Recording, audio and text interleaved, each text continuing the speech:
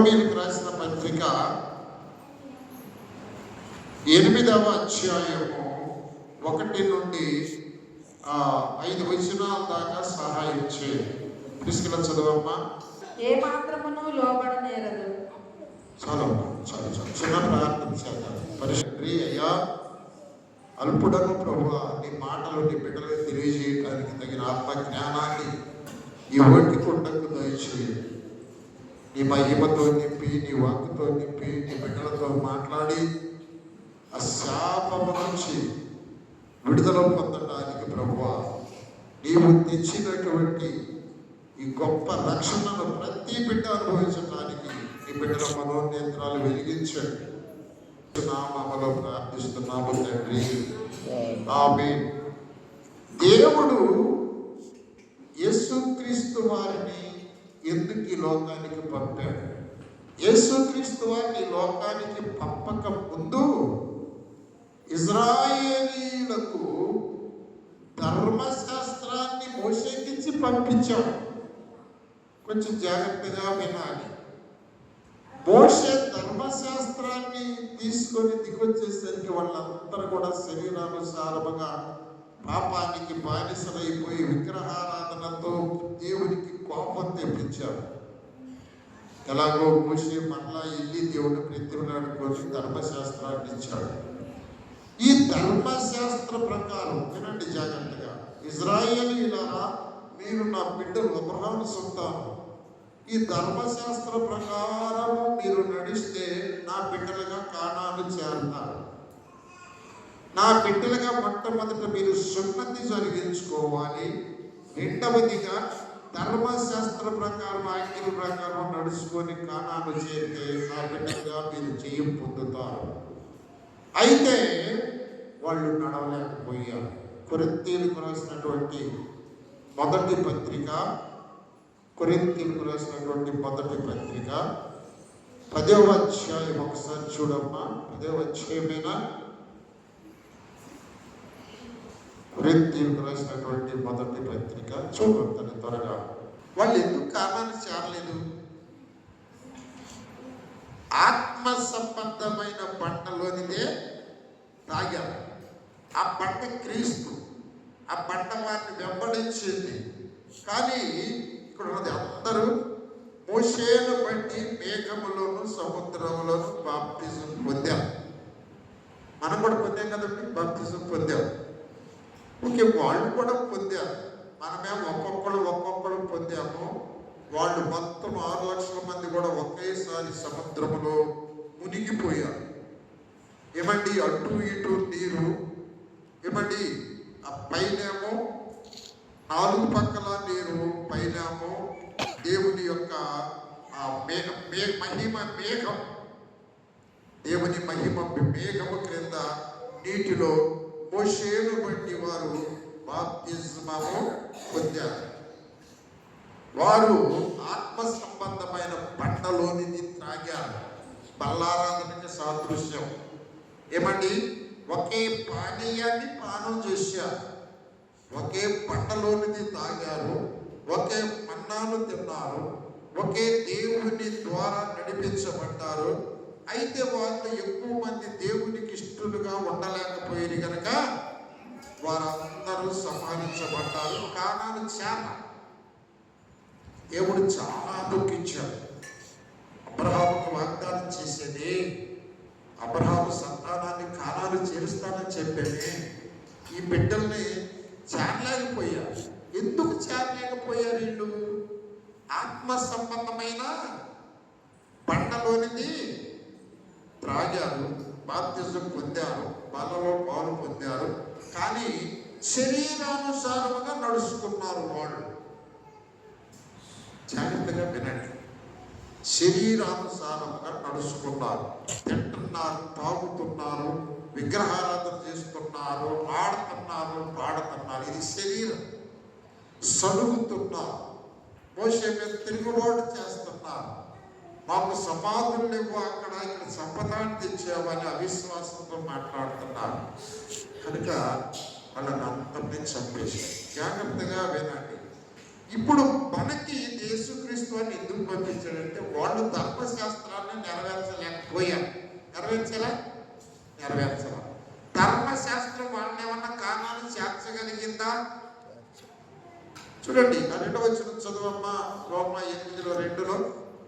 ధర్మశాస్త్రము దేనిని చేయజాలకపోయెను. అదే ధర్మశాస్త్రము దేనిని చేయజాలకపోయింది? ఇశ్రాయేలీయుని కానాను చేర్చలేకపోయింది. అందరూ కూడా నశించారు. మరి యేసుక్రీస్తు వారు ఏం చేయాలి? మనల్ని పరమ కానానికి, పరలోక రాజ్యానికి చేర్చాలి.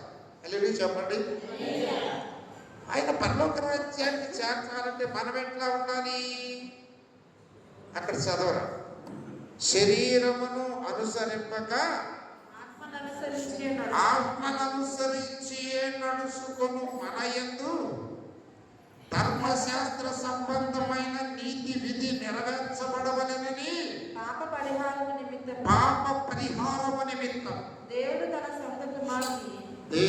తన సొంత కుమారుని పాప శరీరాకారముతో పంపి ఆయన శరీరమందు పాపమునకు శిక్ష విధించాను. హల్లెలూయా. కొంచెం నా వైపు చూడండి, జాగ్రత్తగా వినండి, చాలా జాగ్రత్తగా చూడండి. అందరు నా వైపు చూడండి, నా వైపు చూడండి. యెహోవా దేవుడు మేఘ స్తంభములో, అగ్ని స్తంభములో రేత్రి పగులు వాళ్ళని నడిపిస్తూ ఉన్నారు. నేను ముందెళ్తా ఉంటా, మోషే ధర్మశాస్త్రం ఎంత, మీరు వెనకాల ఆ ధర్మశాస్త్రం ప్రకారం నడుచుకుంటారండి. నేను వెళ్ళిన మార్గంలో నడవండి. నేను ఏ ఆజ్ఞ ఇచ్చిన ఆజ్ఞ ప్రకారమే నడుచుకుంటూ వెళ్ళండి, నడుచుకుంటూ వెళ్ళండి, నడుచుకుంటూ వెళ్ళండి. కానీ అక్కడ దాకా వెళ్ళారు, పక్కకి వెళ్ళిపోయారు. నడవట్ల ధర్మశాస్త్రం ప్రకారం సగటం మొదలు పెట్టారు, విగ్రహారాధన చేయ మొదలు పెట్టారు, ఈ దేవుడిని తిడతం మొదలు పెట్టారు, మోషేని తిడతం మొదలు పెట్టారు. ఒక్కొక్కళ్ళు మార్గం తప్పేసేసారు. ధర్మశాస్త్రము ఒంటిదిగా మిగిలిపోయింది. ధర్మశాస్త్రం వీళ్ళందరి మీద నేరారోపణ చేసింది. ఇది పాత నిబంధన. ఇప్పుడు వినండి జాగ్రత్తగా. ధర్మశాస్త్రము దేనిని చేయజాలకపోయినో దేవుడు దాన్ని చేశాడు. ఎలాగంటే యేసుక్రీస్తు నందు, యేసుక్రీస్తు ఏం చేశాడు మనకి?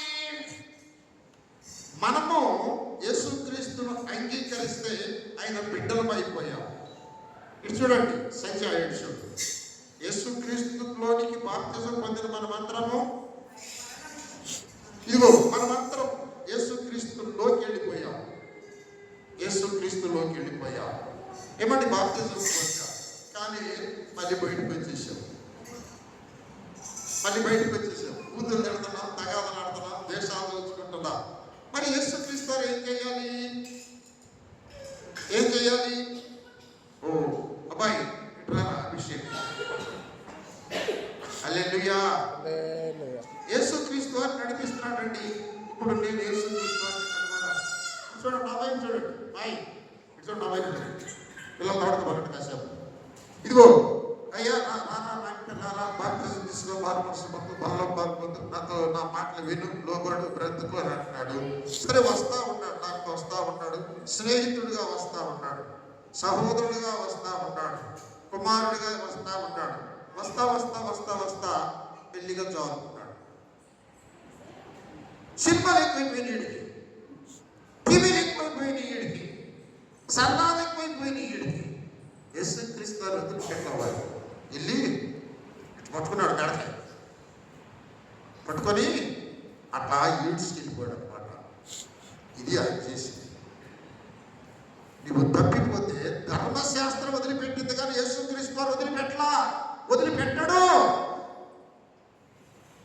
అందుకనే ఇప్పుడు క్రీస్తు యేసునందున్న వారికి ఏ శిక్షా విధి లేదు. క్రీస్తు యేసునందు జీవమునిచ్చే ఆత్మ నియమము పాప మరణ నియమాల నుంచి నన్ను విడిపించింది. మారు మనసు పొందారు, పాపం చేసి చచ్చిపోతున్నారు. బాప్తిజం పొందారు, పాపం చేసి చచ్చిపోతున్నారు. బల్లారాధన పొందుతున్నారు, పాపం చేసి చచ్చిపోతున్నారు. అయితే వాక్యము ద్వారా ఆయన మాట్లాడినప్పుడు, అయ్యో నా దేవా, నేను తప్పు చేసిన దావీదు వలె ఏడవగలిగితే, పశ్చాత్తాపడగలిగితే, పొరపాటు చేశాను ప్రభు అంటే వెంటనే తప్పిపోయిన కుమారుణ్ణి తండ్రి కౌగలించుకున్నట్టుగా కౌగలించుకుంటాడు. నువ్వెంత ఘోర భాగ్యమైనా నువ్వు ఎంత నష్టపరిచినా, అరే నా ఆస్తిని ఏం చేసావరా, నా డబ్బులు ఏం చేసావరా, ఎంత ఆరోగ్యం ఇచ్చేవరా, నీకు ఎంత ఎంత అధికారం ఇచ్చేవరా, ఎట్లా అయిపోయావు, ఏం చేసేవరా, నా డబ్బు తీసుకొచ్చి అడగల. ఆయన అడగల. నీకు ఇచ్చిన మహిమ, నీకు ఇచ్చిన దీవెన, నీకు ఇచ్చిన గొప్ప ఘనత సంఘంలో కోల్పోయినా, దూరం అయిపోయినా, మళ్ళీ తాగుబోతూ తిరుగుబోతూ అయిపోయినా, అయ్యా బుద్ధి వచ్చిందయ్యా, అయ్యా బుద్ధి వచ్చిందయ్యా, నన్ను నీ దాసుడుగా అనకముందే కావుగులించుకొని ముద్దు పెట్టుకుని శావుకుని దూతల్ని కేకవేసి, నా బిడ్డకు వస్త్రాలు తీసేసి నూతన వస్త్రాలు తొడగండి, నా బిడ్డకు చెప్పులు తొడగండి, స్నానం చేయించండి, వస్త్రాలు తొడగండి, ఓ ఉంగరం తొడగండి, విత్తులు చేయండి. యేసుక్రీస్తు వారు చేసేది ఏంటంటే, ధర్మశాస్త్రము దేనిని చేయగలకపోయినో దానిని దేవుడు చేశాడు. ఇట్లనగా చదవబాయి, ఇట్లనగా ధర్మశాస్త్రము దేనిని చేయజాలకపోయానో దానిని దేవుడు చేసెను. శరీరమును అనుసరింపగా, అక్కడ శరీరమును అనుసరింపకుండా ఆత్మను అనుసరించి నడిస్తేనే ఆయన నిన్ను లాక్కొస్తాడు. ఇంకా శరీరం అనుసరిస్తూ నువ్వు ఇళ్ళకాడే కూర్చొని టీవీలు చూస్తూ సోది కబుర్లు చెప్పుకుంటూ బూతులు తిట్టుకుంటూ ఉంటే ఆయన ధర్మశాస్త్ర సంబంధమైన నీతి విధిని విషయంలో ఆయన నెరవేర్చలేడు. ఆత్మ సంబంధమైన పంటలోని తాగారు కానీ వాళ్ళు మరలా సరిగారు, విగ్రహారాధన చేశారు, నశించారు. నీవు నశించావు, కానీ నీకు ఒక ఆపర్చునిటీ ఏంటంటే మరలా తిరిగి ఆత్మ సంబంధమైన వ్యక్తివిగా రా. అవకాశం ఉంది. తలుపు తెరిసే ఉంచాడు తండ్రి. పంతులతో సహవాసం చేశాడు, పంతులు తిన పొట్టు తిన్నాడు, బ్రతుకి విలువ లేకుండా బ్రతికాడు. పంతులు మేపేవారి దగ్గర చీటగాడు అయిపోయాడు. చిన్న సోదరుడా, ధర్మశాస్త్ర భారము నీ మీద నుంచి తొలగించడానికి యేసుక్రీస్తు వారు ధర్మశాస్త్రమును తన శరీరంలో కొట్టివేసాడండి. జాగ్రత్తగా చూడండి, కొన్ని మాటలు చూడండి. కొలస్సీయులకు రాసిన పత్రిక 2వ అధ్యాయం 13వ వచనం చూడండి క్లియర్గా. మన అపరాధములన్నిటినీ క్షమించి ఆయనతో కూడా మిమ్మల్ని జీవింపజేసెను. ఆయన ప్రధానులను అధికారులను నిరాయుధులుగా చేసి శిలువ చేత జయోత్సవంతో వారిని పట్టి తెచ్చి బాహాటముగా వేడుకకు కనపరిచెను. హల్లెలూయా. మనకి ఇది అర్థమైతే ఇలాంటి కోటాన్ని విడిచిపెట్టి ఇళ్ళ కాడ అనవసరమైన కాలక్షేపం చేయమండి. అది మీ కర్మ, అది మీ కర్మే. కనీసం ఈ 2008వ సంవత్సరం ఆఖరి శనివారం కూడా దేవునితో గడపలేని కర్మ ఇది. దేవుడు పరలోకం నుంచి భూలోకానికి వచ్చి నువ్వు నెరవేర్చలేని, నీకు మీ మీద భారముగా ఉన్న ధర్మశాస్త్రాన్ని ఆయన నెరవేర్చి నీ పాపముల యొక్క శిక్ష ఆయన శరీరంలో భరించి ధర్మశాస్త్రమును చూడండి, చదువుతాను. మనము అపరాధముల వలనను శరీరమందు సున్నతి పొందక ఉండటం వలనను మృతులై ఉండగా మనకు విరోధముగా ఉండిన పత్రము ధర్మశాస్త్రాన్ని ఆయన మన మీద రుణముగా మనకు విరోధముగా పత్రాన్ని మేకులతో సిలువకు కొట్టి దాని మీద చేవరాతను తుడిపి వేసేసాడంట. ఎప్పుడు నువ్వు ఈ తండ్రి దగ్గరికి వచ్చినప్పుడు, తండ్రి నీకు విరోధముగా, కేవలము నీకు దేవునికి విరోధముగా నేను తప్పు చేశానయ్యా అని నువ్వు అనగలిగితే ఆయన నీకు స్నానం చేపిస్తాడు, ఆయన నీకు నూతన వస్త్రాలు తొడిగిస్తాడు. నీవు కోల్పోయిన మహిమను మొత్తాన్ని తిరిగి దానికి యేసుక్రీస్తు వారు సిద్ధంగా ఉన్నాడు. బుద్ధి వచ్చినప్పుడు తిరిగి వచ్చాడట తప్పైన కుమారుడు. బుద్ధి ఎప్పుడు వస్తుంది? నీ జీవితంలో బుద్ధి ఎప్పుడు వస్తుంది? నీ మీద ధర్మశాస్త్రం భారంగా ఉన్నది. నీతిమంతుడు అనుకుంటున్నావా? పాపాలు చేస్తూ పరిశుద్ధుడు అనుకుంటున్నావా?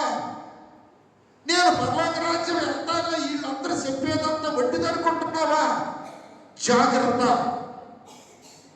ఎందుకు వచ్చాడు యేసుక్రీస్తు వారు?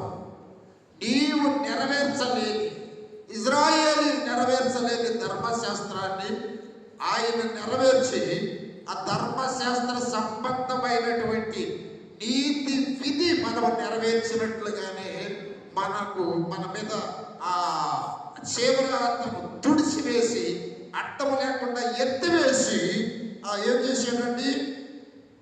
మన అపరాధములన్నింటినీ క్షమించాడంట. క్షమించటం అంటే సామాన్యమైన విషయం కాదు, సామాన్యమైన విషయం కాదంటే. నేను ఒక ₹1,00,000 అప్పు చేశాను, ఇజ్రాయిల్ గారు ₹1,00,000 అప్పు ఇస్తేనే ఆ బ్యాంకు వదిలిపెడతాడు. లేక నా కొడుకులైనా పట్టుకుంటాడు, నాకు ఎదురుంటే మొత్తం తీసుకెళ్ళిపోతాడు. క్షమించటం అంటే నీ దోషాలన్నీ ఆయన లెక్క చెప్పాలి. ఆయన శరీరంలో వాటికి శిక్ష విధించి రుణం లేకుండా ఎత్తివేసేదని ఉందండి. ఇన్ని విధాలుగా ఘోషిస్తూ ఉంటే సేవకులు ఇంకా పిల్లలు ఆడుకున్నట్టుగా దేవుని మందిరానికి రాకుండా మీరు ఇళ్లలో ఉంటారంటే మీరు బుద్ధిమంతులా, బుద్ధి లేనివాళ్ళ? ఎప్పుడు వస్తుంది మీకు బుద్ధి? ఎప్పుడు వస్తుందండి బుద్ధి? శనివారం ప్రార్థన పెట్టి ఆఖరి శనివారం రండి అంటే ఏమండి 3 పురుషులు వచ్చేది? 3 పురుషులండి, పసిపిల్లల. ఎక్కడుంటారు మీరు? ఎప్పుడు తెలుసుకుంటారు మీరు? ఈ మర్మాలు, ఈ మిస్టరీలు ఎప్పుడు తెలుసుకుంటారు? యేసుక్రీస్తు వారు మొట్టమొదట మనకి ధర్మశాస్త్రం లేకుండా ఎత్తివేశాడు. మన మీద విరోధముగా ఉన్నటువంటి ఆ ధర్మశాస్త్రానికి ఎండ్ అన్నాడంట, సమాప్తి అన్నాడంట. రోమా 10:4 చదవమ్మా. రోమా 10:4. ఆయన బిడ్డలకు ధర్మశాస్త్రంలో సమాప్తి చేసేసాడు. రోమా 10:4. విశ్వసించు ప్రతివానికి నీతి కలుగుటకై క్రీస్తు ధర్మశాస్త్రమునకు సమీపి అయి ఉన్నాడు. క్రీస్తు విశ్వసించు ప్రతివానికి నీతి కలుగుటకై క్రీస్తు ధర్మశాస్త్రమునకు సమాప్తి అయి ఉన్నాడు. ధర్మశాస్త్రమునకు సమాప్తి అయి ఉన్నాడు. విశ్వసించు, మళ్ళీ చదువురాది. విశ్వసించు ప్రతివానికి నీతి కలుగుటకై. విశ్వసించే ప్రతివానికి నీతి కలిగింది. నువ్వు నమ్మితే నువ్వు నీతి కలిగింది. నువ్వు నెరవేర్చవలసిన ధర్మశాస్త్రం ఆయన నెరవేర్చాడు. చదువమ్మా. క్రీస్తు ధర్మశాస్త్రమునకు సమాప్తి అయి ఉన్నాడు. చాలా ప్రియులరా, ఇన్ని అవకాశాలు ఇచ్చినా కూడా ఇంకా దేవుడి దగ్గరికి రాకపోతే దేవుడు మాత్రం ఏం చేస్తాడండి? ఇంకొకటి చెప్తా. ఎందుకు యేసుక్రీస్తు వారు వచ్చాడంటే మనుష్యుల మీద, మొదటిది ధర్మశాస్త్ర భారము నీ మీద లేకుండా చేయడానికి ఆయన వచ్చాడు. ధర్మశాస్త్రము దేనిని చేయజాలకపోయినా దాన్ని చేయటానికి యేసయ్య వచ్చాడు. అది ఎవరికి చేస్తారంటే శరీరాన్ని అనుసరించే వారికి కాదు. శరీరానుసారమైన మనస్సు మరణం. శరీరం అనుసరించేవారు దేవుణ్ణి సంతోషపరచలేరు. రోమా 8లోనే చదువుకున్నాం కదమ్మా మనము. ఏమంటే 7వ వచనం, ఏలైనగా శరీరానుసారమైన మనస్సు దేవునికి విరోధమై ఉన్నది, అది దేవుని ధర్మశాస్త్రములకు లోబడదు, ఏమాత్రం లోబడనేరదు. కాగా శరీర స్వభావం గలవారు దేవుని సంతోషపరచనేరరు. దేవుని బిడ్డమై ఉండి ఇంకా ద్వేషాలతో ఉన్నావా? దేవుని బిడ్డమై ఉండి ఇంకా బూతులు తిడుతున్నావా? దేవుని బిడ్డమై ఉండి ఎదుటి వారి మీద నేరారోపణ చేస్తున్నావా? ఇంకా పనికి మాలిన ఆలోచనలతో, కక్షలతో, విభేదాలతో ఉంటున్నావా? దేవునికి నువ్వు విరోధమే, నువ్వు దేవునికి శత్రువి. ఖచ్చితంగా ఇజ్రాయేలీలు నశించినట్లుగా శరీరానుసారులుగా నడిచే ఈ దినాల్లో మనం ఎవరిమైనా సరే నశించాల్సిందే. గట్టిగా చెప్తున్నాను ఈ మాట. క్రిస్మస్లో ఏదో డ్యాన్స్లు వేసుకొని ఏదేదో పాటలు పాడుకొని అయిపోయింది అనుకుంటే కాదు. క్రిస్మస్ ఎందుకు యేసు పుట్టాడు? ఆయన ఏం చేశాడు ఈ మానవాళికి? నువ్వు ఆత్మానుసారముగా నడుచుకుంటేనే, ఆత్మను అనుసరించి నడుచుకొను మన యందు ధర్మశాస్త్ర సంబంధమైన నీతి విధి నెరవేర్చబడాలని. ధర్మశాస్త్రం అంతా నెరవేర్చబడాలంటే నేను ఎలా నడుచుకోవాలి చెప్పండి?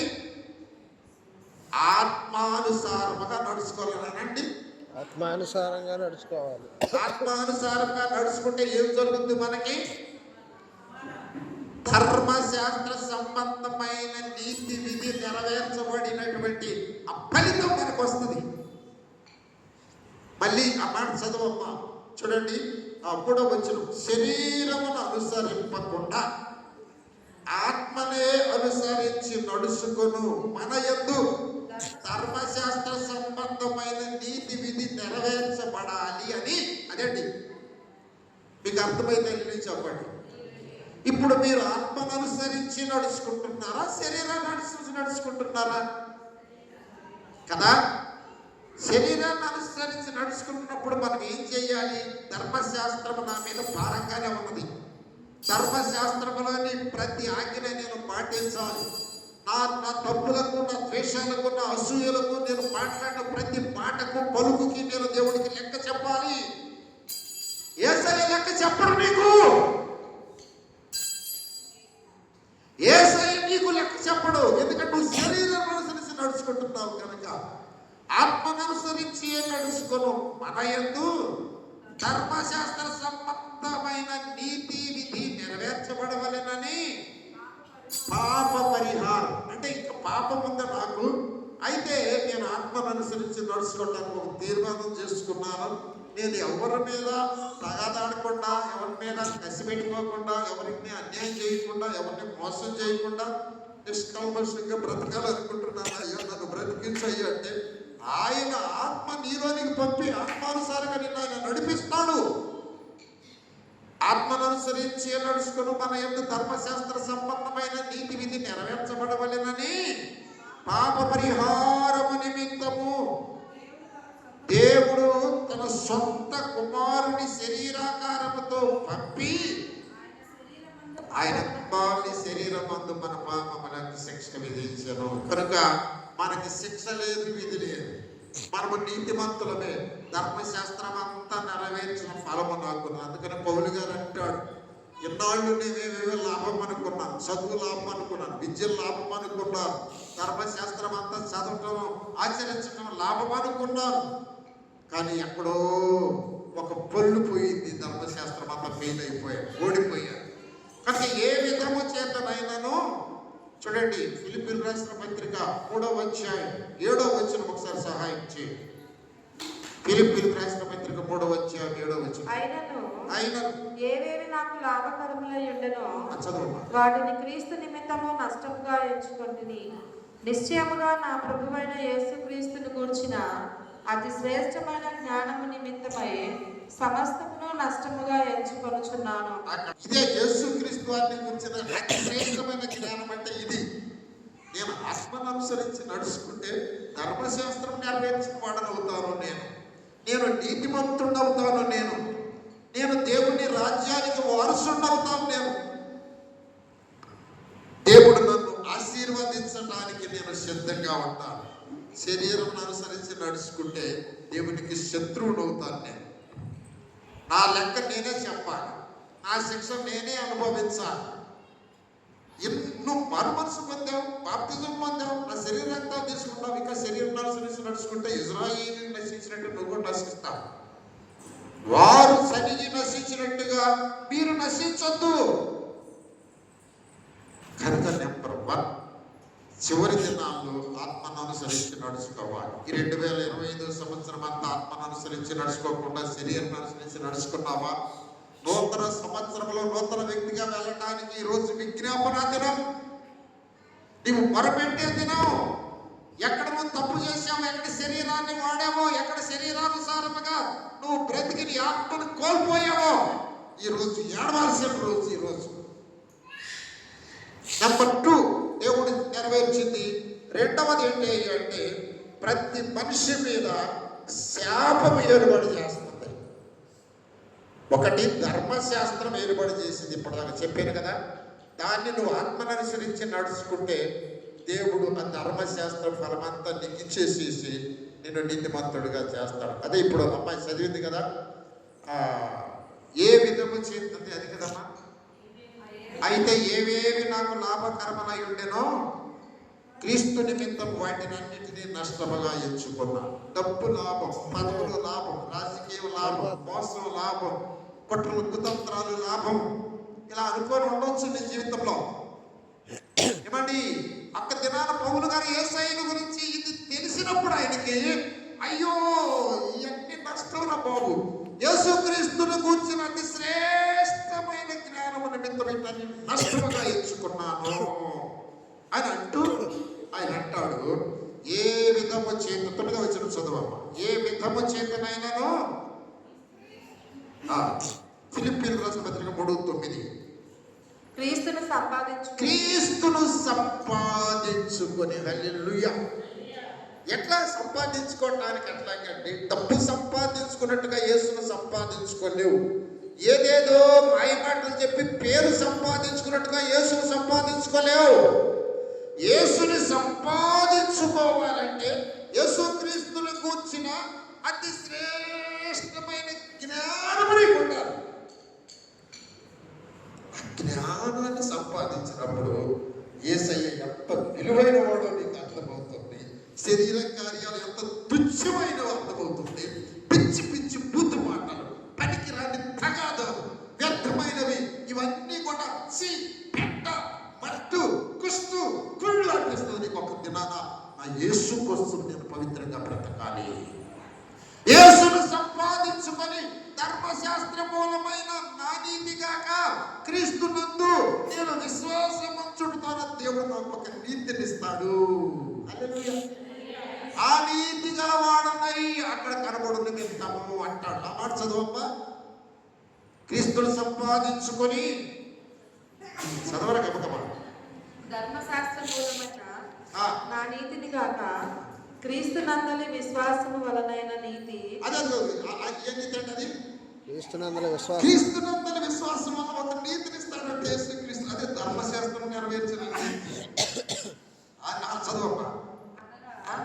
విశ్వాసమును బట్టి దేవుడు అనుగ్రహించు నీతి గలవాడనై ఆయన యందు అగుపడు నిమిత్తమును ఏ విధము చేతనైనను మృతులలో నుండి నాకు ఏమండి, నేను ఎంత ఘోర పాపినైనా, ఒకప్పుడు నేను పాపినే చెప్తున్నాను. నా ప్రభువుని సంపాదించుకున్నాను, నా ప్రభువుని ప్రకటిస్తూ ఉన్నాను. ఎన్ని నిందలు, ఎన్ని అవమానాలు, అయ్యో ఎన్ని కాని మాటలు, ఎన్ని బూతులు, ఎన్ని నష్టాలు అయినా యేసు నాకుంటే చాలు. క్రీస్తును సంపాదించుకున్నాను. ఈ క్రీస్తును సంపాదించుకోవడం వల్ల దేవుడు ఒక నీతిని ఇస్తాడు నాకు. నా విశ్వాసాన్ని బట్టి నాతో యేసున్నాడు, ఆయన నన్ను విడిచిపెట్టడు. నేను దారి తప్పితే జుట్టు పట్టుకొని ఈడ్చుకెళ్ళి రా అరవకుండా అంటాడు నన్ను ఆయన. కనుక యేసుని సంపాదించుకొని ఆ యేసునందు విశ్వాసపరచడం ద్వారా దేవుడు నాకు అనుగ్రహించిన నీతి గలవాడన్నాయి. ఆయన ఎదుట నేను నిలబడతాను. ఓకే, శబాష్, పర్వాలేదు రా, నువ్వు యేసును సంపాదించుకున్నావు కదా. సోదరుడా, ఈ జ్ఞానము నీకు లేకపోతే ఒక్క దినాన నువ్వు ఘోరంగా ఏడవలసి వస్తుంది. ఇన్ని విధాలుగా అరటి పండు ఒలిసి నీ నోట్లో పెట్టినట్టుగా వాక్యాన్ని వివరిస్తావంటే నీకు అర్థం కాకపోతే, లెక్క చేయకపోతే ఒక దినాన ఘోరంగా ఏడవలసి వస్తుంది. నీ ఏడుపు వినే దిక్కుండదు అక్కడ. అందరూ ఏడ్చేవాళ్ళే అగ్నిలో. విడుదల పొందాలంటే ఒకటి, యేసును సంపాదించుకోవాలి, అదే ఆత్మానుసారముగా నడుచుకుంటూ. రెండవది ఏంటంటే నీ మీద, నీ కుటుంబం మీద ఉన్నటువంటి శాపాన్ని తొలగించుకోవాలి. ఈ శాపం అంటే ఏమిటి? శాపం అంటూ ఉంటారండి. నీకు నీ మీదకి శాపం వచ్చింది అంటూ ఉంటారు. శాపం అంటే ఏంటి? నిర్వచనం ఏంటి శాపం అంటే? హల్లెలూయా. దేవుని ఆజ్ఞలకు ఎవరు విధేయత చూపించకుండా అవిధేయులు అవుతారో వాళ్ళ మీదకి శాపం వస్తుంది. కయీను దేవుని మాట లెక్క చేయలేదు, దేవుని మీద మోకరించాడు. నేను హేబేలు కావలవాడనా అన్నాడు. ఏమొచ్చింది కయీను మీదకి? అది దేవుడిని ధిక్కరిస్తున్నావా? ఒకవేళ నీకు చెప్పే వాక్యము నీకు కర్ణ కఠోరంగా ఉందా? నీ నిద్రను పాడు చేస్తుందా? నీ టీవీలో సినిమాలు, సీరియల్స్ నీకు వినపడతలేదా? ఓకే, అయితే ఖచ్చితంగా దేవుని మాటలు, దేవుని ఆజ్ఞలు నీ చెవికి ఎక్కకుండా లోకము, పనికి మాలిన వ్యర్థమైనటువంటి ఈ ఈ టీవీలు, ఈ సీరియల్స్ ఇవి నీకు ఎక్కుతా ఉంటే అవి నేను పరలోక రాజ్యం చేర్చలేవు.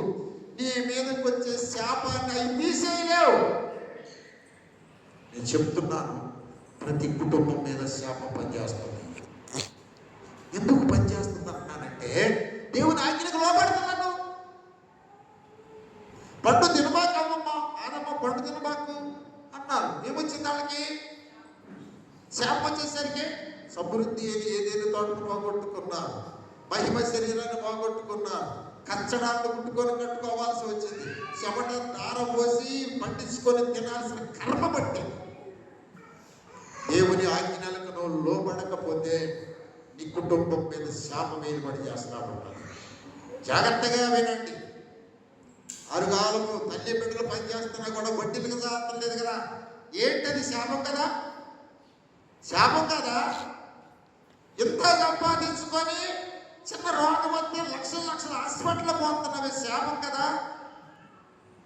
సంపాదించి బిడ్డ పేరు పెడితే వాడు తాగి మొత్తం అమ్మేసేసేసి బజార్లో తిరుగుతున్నాడు, శాపం కదా. దేవుని ఆజ్ఞకు లోబడితే శాపము నుండి నువ్వు విడుదల పొందుతావు. ఒక మాట చదువు అంతండి, ఒక మాట చదువు. గలతీయులకు రాసిన పత్రిక 3వ అధ్యాయం 12వ వచనం చదువు. గలతీయులకు రాసిన పత్రిక 3వ అధ్యాయం 12వ వచనం. ధర్మశాస్త్రము విశ్వాస సంబంధమైనది కాదు కానీ విధులను అనుసరించువాడు వాటి వలననే జీవించును. ఆత్మను గురించిన వాగ్దానము విశ్వాసము వలన మనకు లభించినట్లు అబ్రహాము పొందిన ఆశీర్వచనము క్రీస్తు యేసు ద్వారా అన్యజనులకు కలుగుటకై క్రీస్తు మన కోసమై శాపమై మనలను ధర్మశాస్త్రం యొక్క శాపము నుండి విమోచించెను.